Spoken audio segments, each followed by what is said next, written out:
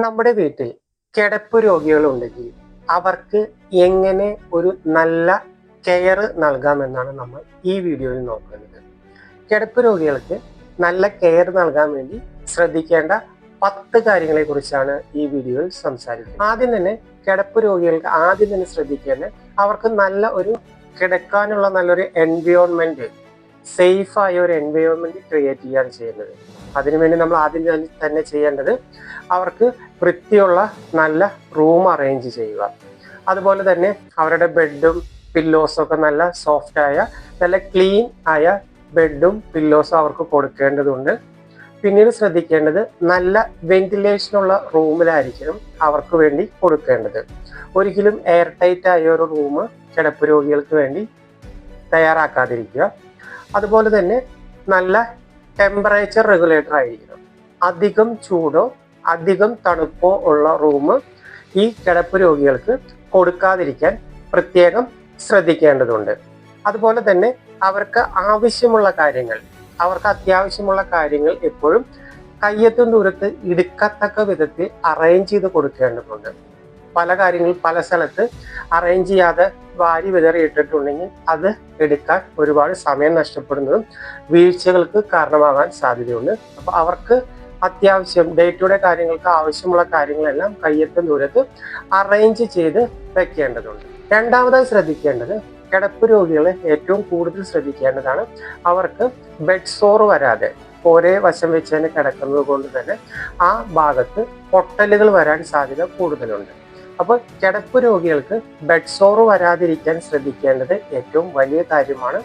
അതിനുവേണ്ടി നമ്മൾ ആദ്യം തന്നെ ചെയ്യേണ്ടത് ഓരോ 2 മണിക്കൂർ കഴിയുമ്പോഴും അവരുടെ പൊസിഷൻസ് മാറ്റി കിടത്താൻ, തിരിച്ചും മറിച്ചും പൊസിഷൻ ചേഞ്ച് ചെയ്ത് കിടത്താൻ ശ്രദ്ധിക്കുക.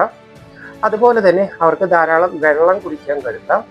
ഒരു സൈഡ് തന്നെ വെച്ച് കിടക്കുമ്പോൾ അവിടെ ഏതെങ്കിലും റെഡ്നെസ്സോ അല്ലെങ്കിൽ കളർ വ്യത്യാസങ്ങളുണ്ടോ എന്ന് നോക്കുക.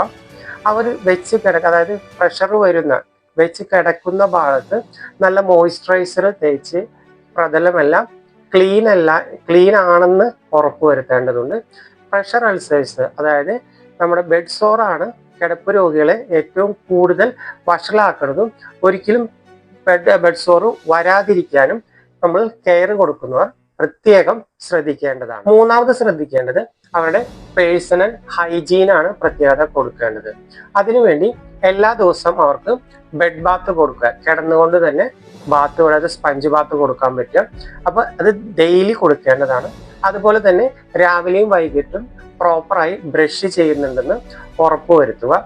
പ്രത്യേകമായി എല്ലാ ദിവസവും അവരുടെ പ്രൈവറ്റ് പാർട്ടെല്ലാം ക്ലീൻ ചെയ്യേണ്ടെന്ന് ഉറപ്പുവരുത്തേണ്ടതാണ്.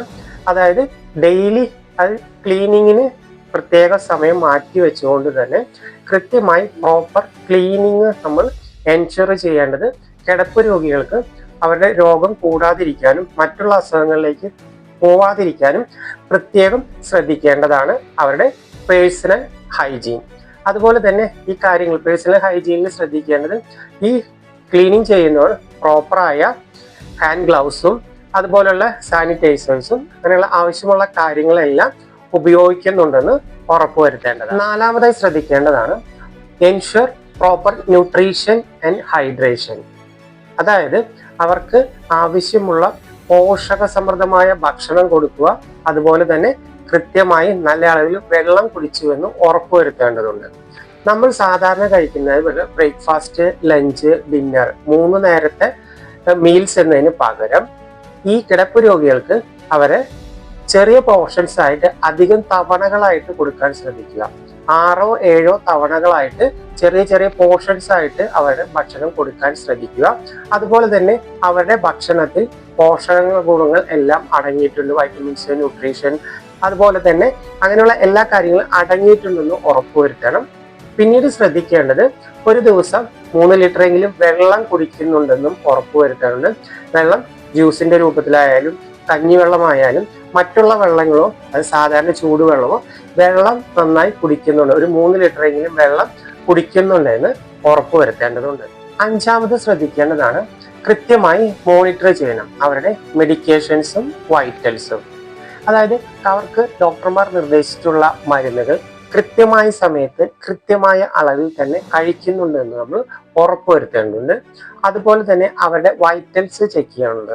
അതായത് BP, ഷുഗർ അങ്ങനെയുള്ള വൈറ്റൽസ് കൃത്യമായി ചെക്ക് ചെയ്യേണ്ടത് ആവശ്യമുണ്ടെങ്കിൽ കൃത്യമായി ചെക്ക് ചെയ്യും. അത് റെക്കോർഡ് ചെയ്ത് വെക്കേണ്ടതും കൃത്യമായി നമ്മൾ ഓർത്തിരിക്കുക കഴിയാത്തത് കൊണ്ടാണ് കൃത്യമായി പേപ്പറിൽ അത് എഴുതി വെക്കേണ്ടതുണ്ട്. ഓരോ ദിവസത്തെ അവരുടെ BP എത്രയായിരുന്നു, ഷുഗർ എത്രയായിരുന്നു, അങ്ങനെയുള്ള എല്ലാ കാര്യങ്ങളും കൃത്യമായി റെക്കോർഡ് ചെയ്ത് വെക്കേണ്ടതും വളരെ പ്രാധാന്യമാണ്.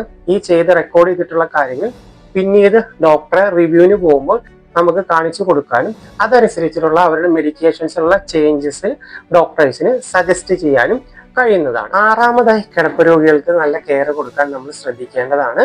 ഒരു കാര്യമാണ് അവർക്ക് നല്ല ഇമോഷണൽ സപ്പോർട്ട് കൊടുക്കുക. കിടപ്പിലായി എന്ന ഒരു ഫീൽ അവർക്ക് വരുമ്പോൾ ഏറ്റവും ദുഃഖകരമായ ഒരു അവസ്ഥയാണ്. ആ അവസ്ഥയിൽ നല്ലൊരു ഇമോഷണൽ സപ്പോർട്ടാണ് കൊടുക്കേണ്ടത്. ഫാമിലിയും ഫ്രണ്ട്സുമായി വരുന്നവരൊക്കെ കാണാനും സംസാരിക്കാനും അവസരം കൊടുക്കുക. പകലെയുള്ളവരെ വിളിച്ച് വീഡിയോ കോളിൽ വിളിച്ച് സംസാരിക്കാനുള്ള അവസരങ്ങളെല്ലാം അറേഞ്ച് ചെയ്ത് കൊടുക്കുക. എല്ലാവരും നല്ല കാം ആൻഡ് ക്വയറ്റ്, നല്ല പ്ലസന്റ് ആയിട്ട് അവരോട് സംസാരിക്കാൻ ശ്രമിക്കുക. അല്ലാതെ വിഷമിച്ചും ദുഃഖിച്ചും ഇരുന്ന് അവരുടെ ടെൻഷൻ നമ്മൾ കൂട്ടേണ്ടതില്ല. കൃത്യമായി മെഡിസിൻസ് കഴിക്കുന്നുള്ള ഉറപ്പുവരുത്താനുള്ള നല്ല അത് പെട്ടെന്ന് ഭേദമാകും എന്നുള്ളൊരു പോസിറ്റീവായ ഫീഡ്ബാക്ക് അവർക്ക് കൊടുക്കാൻ ശ്രമിക്കുക. അതുപോലെ തന്നെ അവരെ ഒന്നും പറഞ്ഞ് പേടിപ്പിക്കാതിരിക്കുക. ഞങ്ങൾ എല്ലാവരും കൂടെയുണ്ട്, നമുക്ക് നല്ല ട്രീറ്റ്മെന്റ് ആണ് കിട്ടുന്നത്, നല്ല മെഡിസിൻസ് ആണ്, നല്ല ട്രീറ്റ്മെന്റ് ആണ് കിട്ടുന്നത് എന്ന് വീണ്ടും വീണ്ടും പറഞ്ഞുകൊണ്ട് അവർക്ക് നല്ലൊരു ഇമോഷണൽ സപ്പോർട്ടാണ് നമ്മൾ ഏറ്റവും പ്രാധാന്യം കിടപ്പ് രോഗികൾക്ക് കൊടുക്കേണ്ടത്. ഏഴാമത് ശ്രദ്ധിക്കേണ്ടതാണ് ടോയ്ലറ്റിംഗ് കാര്യങ്ങളിൽ അസിസ്റ്റ് ചെയ്യുക. ഇപ്പോൾ ബെഡ് പാൻ ആണ് യൂസ് ചെയ്യണമെങ്കിൽ കൃത്യസമയത്ത് അവർക്ക് ബെഡ് പാൻ അറേഞ്ച് ചെയ്ത് കൊടുക്കാൻ ശ്രദ്ധിക്കുക. അല്ലെങ്കിൽ ഡയപ്പറാണ് ഉപയോഗിക്കുന്നതെങ്കിൽ കൃത്യസമയത്ത് ഡയപ്പേഴ്സ് മാറ്റുന്നുണ്ട്, കൃത്യസമയത്ത് ക്ലീൻ ചെയ്യുന്നുണ്ടെന്ന് ഉറപ്പുവരുത്താനുണ്ട്. അപ്പൊ ഈ വക കാര്യങ്ങളിൽ നമ്മൾ ഒട്ടും സമയം ലാഗാക്കാതെ കൃത്യമായ സമയത്ത് അവരുടെ ക്ലീനിങ്ങിനും അതുപോലെ തന്നെ ഡയപ്പർ ചേഞ്ചിങ്ങിനും ഒക്കെ കൃത്യമായ സമയത്ത് ആവശ്യമുള്ള സമയത്തെല്ലാം കൃത്യമായി ഡയപ്പർ ചേഞ്ച് ചെയ്യാനും ക്ലീനിങ് ചെയ്യാനും ഉറപ്പുവരുത്തേണ്ടതുണ്ട്. എട്ടാമതായി ശ്രദ്ധിക്കേണ്ടത് കിടപ്പ് രോഗികളെ കെയർ ചെയ്യുമ്പോൾ ഏറ്റവും പ്രധാനമായി ശ്രദ്ധിക്കേണ്ടത് അവർക്ക് ചെറിയ ചെറിയ എക്സസൈസുകൾ, ഫിസിക്കൽ മൂവ്മെന്റ്സുകൾ നമ്മൾ ചെയ്തു കൊടുക്കേണ്ടതോ അവർക്ക് ചെയ്യാൻ പറ്റുന്നത് അവരെ പ്രൊമോട്ട് ചെയ്യുക വേണ്ടത്. അവർക്ക് കൈകാലുകൾ ഉയർത്തുക, കൈ ഉയർത്തുക, അങ്ങനെ ബോഡി സ്റ്റിഫായി ഇരിക്കാതെ ബ്ലഡ് സർക്കുലേഷൻ കൂട്ടുവാൻ വേണ്ടിയിട്ട് കാലുകൾ ഉയർത്തുക, കൈകൾ ഉയർത്തുക, അങ്ങനെ അവർക്ക് മൂവ്മെന്റ് ചെയ്യാൻ പറ്റുന്ന ബോഡി പാർട്സുകളെല്ലാം മൂവ്മെന്റ് ചെയ്ത് ഒരു 2 തവണ 3 രാവിലെ ഉച്ചയ്ക്ക് വൈകിട്ട് അതിന് പറ്റാവുന്ന രീതിയിൽ കൃത്യമായി ഈ മൂവ്മെന്റുകൾ അവർക്ക് ചെയ്യാൻ പറ്റുന്നുണ്ടെങ്കിൽ തന്നെ ചെയ്യാൻ പറ്റുന്ന തന്നെ ചെയ്യിക്കുക. അല്ലെങ്കിൽ മറ്റൊരാളുടെ സപ്പോർട്ടോടു കൂടി ഈ ഫിസിക്കൽ എക്സസൈസുകൾ കൃത്യമായി ചെയ്തു പോകേണ്ടതുണ്ട്.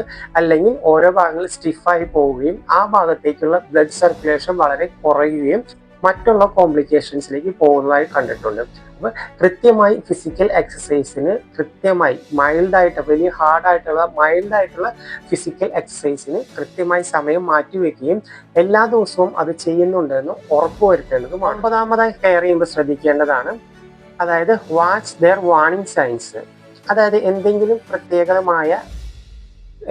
ലക്ഷണങ്ങൾ കാണിക്കുന്നുണ്ടോ, പ്രത്യേക എന്തെങ്കിലും മണം വരുന്നുണ്ടോ, ഇപ്പൊ മുറിവുകൾ ഉണ്ടെങ്കിൽ മുറിവുകൾ പഴുക്കുന്നുണ്ടോ, അല്ലെങ്കിൽ ശരീരത്തിലെ ഏതെങ്കിലും ഭാഗത്ത് കളർ വ്യത്യാസമുണ്ടോ, ചിലപ്പോൾ പഴുപ്പിന്റെ അല്ലെങ്കിൽ ചെറിയ റെഡ് കളർ ഉണ്ടോ, അല്ലെങ്കിൽ ചിലപ്പോൾ ചിലർക്ക് പെട്ടെന്ന് ബോഡി വെയിറ്റ് കുറഞ്ഞു പോയതായിട്ട് കാണുന്നുണ്ട്. അപ്പൊ അങ്ങനെയുള്ള വാർണിംഗ് സൈൻസ് പ്രത്യേകം ശ്രദ്ധിക്കേണ്ടതുണ്ട്. അത് ഡോക്ടേഴ്സിനെ അപ്ഡേറ്റ് ചെയ്യാം. 10ാമതായി ശ്രദ്ധിക്കേണ്ടത്, നമ്മൾ കിടപ്പ് രോഗികളെ കെയർ ചെയ്യുമ്പോൾ പ്രത്യേകം ശ്രദ്ധിക്കേണ്ടത് അവരുടെ ഡാറ്റ ബുക്ക് കൃത്യമായി കീപ്പ് ചെയ്യുക, കൃത്യമായി അപ്ഡേറ്റ് ചെയ്യുക. ഞാൻ നേരത്തെ പറഞ്ഞതാണ്, അവരുടെ ഡെയിലി റുട്ടീൻ കാര്യങ്ങൾ കൃത്യമായി എഴുതി വെക്കുകയും അവർക്ക് കൃത്യസമയത്ത് മരുന്ന് കൊടുത്തിട്ടുണ്ട്, എക്സസൈസുകൾ ചെയ്തിട്ടുണ്ട്, അതുപോലെ തന്നെ അവരുടെ വൈറ്റൽസ്, BP, ഷുഗർ ഇതെല്ലാം ചെക്ക് ചെയ്തിട്ടുണ്ട്, അതിൻ്റെ റീഡിങ്സ് എല്ലാം കൃത്യസമയത്ത് എഴുതി വെക്കാനും അത് നെക്സ്റ്റ് വിസിറ്റിൽ ഡോക്ടറെ കാണിക്കാനും പ്രത്യേകം ശ്രദ്ധിക്കുക. അപ്പോൾ ഈ 10 കാര്യങ്ങൾ നമ്മൾ ശ്രദ്ധിച്ചിട്ടുണ്ടെങ്കിൽ നമുക്ക് നല്ല രീതിയിലുള്ള ഒരു കിടപ്പ് രോഗികൾക്ക് നല്ല രീതിയിലുള്ള കെയർ നമുക്ക് ഉറപ്പുവരുത്താൻ കഴിയും. അത് എല്ലാവർക്കും കഴിയട്ടെ എന്ന് ആഗ്രഹിക്കുന്നു.